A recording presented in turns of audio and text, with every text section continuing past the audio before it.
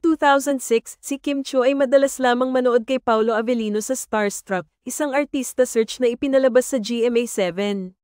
Mula sa kanyang mga sayaw sa programa, hindi niya akalain na darating ang araw na makakatrabaho niya ito at magsasama sila sa mga proyekto.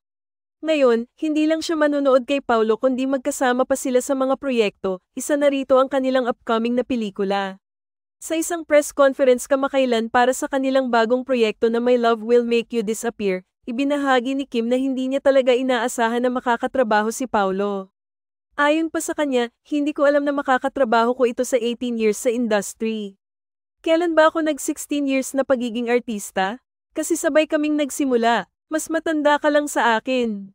Inamin ni Kim na siya ay isang tagahanga ni Paolo noon at sumusuporta sa kanya sa Starstruck. Pinapanood na kita sa Starstruck. Sumasayaw ka pa noon. Actually, bumoto ako, ang kwento pa ni Kim. Hindi rin inaasahan ni Paolo na makakatrabaho niya si Kim. Ayon sa kanya, I never did. Hindi ko nga alam na makatrabaho ko si Kim. But I wanted to work with her.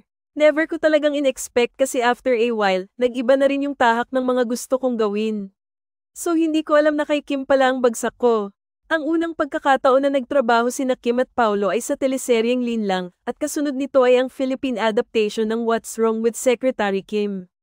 Dahil sa mga tagumpay ng kanilang mga proyekto, ipinahayag ni Kim na mayroon silang isang espesyal na regalo para sa kanilang mga fans. Dahil nadala na namin kayo sa TV, sa tour, ngayon sasabihin na namin, may isang malaking regalo kami ni Paolo sa inyo kasama ang Star Cinema ang My Love Will Make You Disappear, ani Kim.